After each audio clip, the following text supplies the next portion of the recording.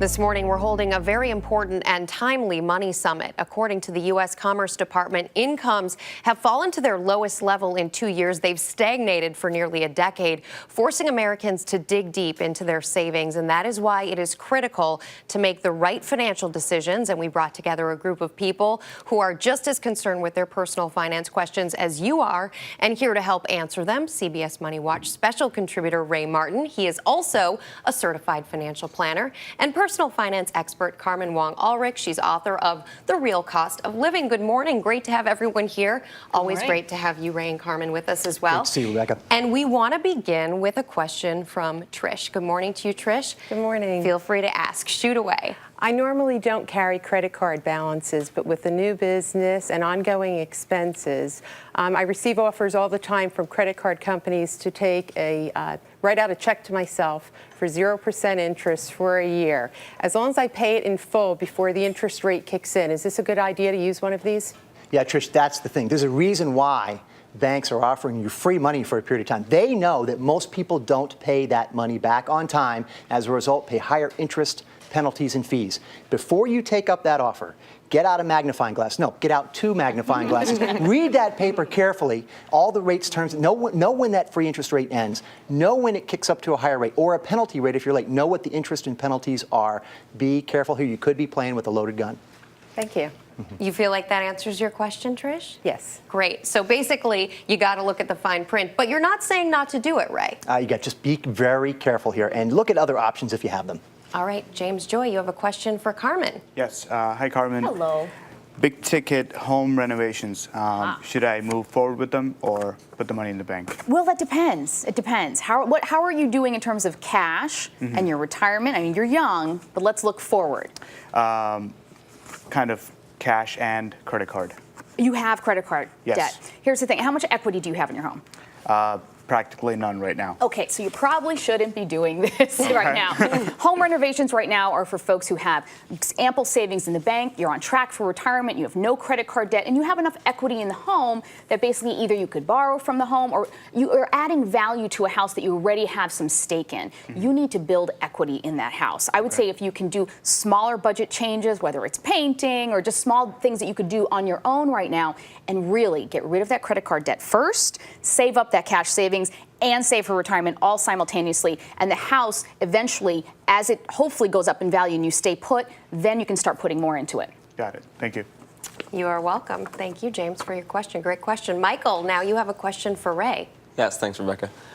Ray, I was curious if there's a rule when financing a car or a house, what percentage of your monthly income is safe to invest into one of those payments?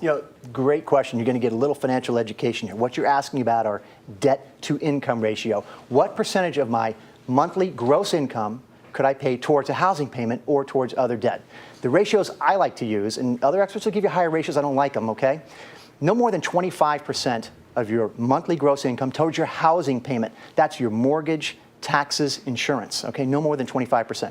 And on all other debt, your car payment, student loans, credit card debt, if you have it and get it paid off, all other debt shouldn't be more than 5% of your monthly gross income, so that the two combined are never more than 30% of your monthly gross income. Think about that, because you're going to pay 32% towards taxes. That's going to leave you a little bit left for just living and saving. So keep those ratios in mind here, okay? And less is better, actually. That's just the maximums, okay? I would be under that if you can. Great advice, Ray. Carmen, thank you. And thanks to you, Michael, and to all of you for your questions. We want you to stick with us because we're going to have more of our Money Summit when we return right here on The Early Show on CBS.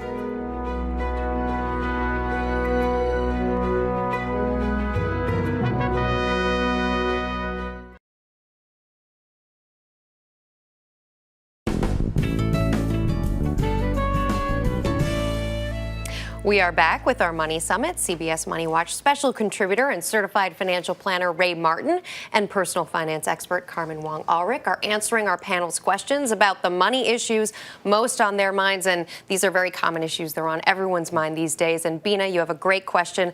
Why don't you ask it? I have a question about building up personal credit. I have a great net worth, but I've sabotaged my credit with defaulting on small, bills and parking tickets. I'm looking to buy a house soon. What can I do to start building that back up and repairing my credit? Well, you've taken care of all those small Yes. items, right? Yes. Well, here's the thing. So you remember when we were in school and you got straight A's and everything, but you got one D. Right. Remember that? Yes. And that was first semester. Who remembers and then, that, Carmen? Come on. I was remember traumatized, that. I'm just saying. And then a couple, by the time you're in your last semester, you have all these grade A's, but that D stays there. However, as time passes and you continue to get A's, meaning you manage your credit really, really well, that D loses its power. It really will reduce how much influence it has on the rest of your credit report. And you're young. In your 20s, it's nearly impossible to have a perfect credit score because a third of your score is credit history. Well, you don't have much history, so you can't have that perfect score yet. You just need time and good credit management, and it actually has nothing to do with your net worth at all. Just how you manage your credit will build your credit and make it better and better over time. Give it a year, even 2 years, you'll be in fantastic shape. Great. Thank Bina, you. you're ready to get back on the honor Yes, roll? I am. Okay, good deal. Glad to hear it. Margaret has the next question. Hi, good morning, Carmen. My question is about financing college tuition for our daughter. Should we borrow against our home equity line of credit since the interest rates are low, or instead, should we let her take out her own student loans? Oh, please don't go to the house. Leave the house alone. Here's the thing. Think about and talk to your daughter about what's going to happen if you were to, what I call mortgage, literally and figuratively, mortgage your retirement for her school. Does she want to take care of you down the road? She has a lot more time to pay those student loans than you have to prepare for retirement. So please do not mortgage your home. Interest rates look low right now. They may not always be that way, and especially if it's a home equity line of credit, that interest rate can change, and you really need and want to probably pay off that home before retirement. So I would say absolutely do not touch the house, don't touch your retirement funds. Let her borrow for school. Look for subsidized federal loans, low-cost loans with flexibility. Go and search, go to finaid.org. It's a free site to find more information. And do it with her. But let her know that it seems like a lot of debt, but here's the thing. You'll be okay in retirement, and she won't have to take care of you. Thank you very much. Great advice, Carmen. We also have a question from Edmund directed for Ray.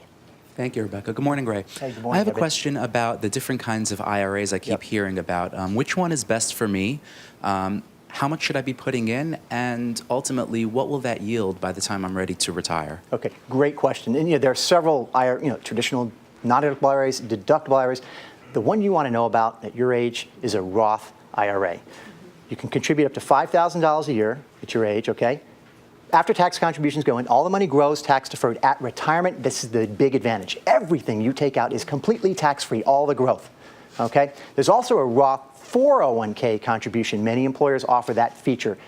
After tax contributions, but all the money grows completely tax-free when you take it out. So take a look at those two options. I like Roth 401k because your employer may match your contributions. Then Roth IRA, you can do an additional $5,000 a year. You just do $5,000 a year for the next 35 years until you're like age 62, okay? You could have almost $700,000 tax-free in a Roth IRA, which is a couple $100,000 more you would have in a traditional IRA. All tax-free. Try that. Great stuff. Ray, Carmen, welcome. thanks to all of you. We really appreciate it.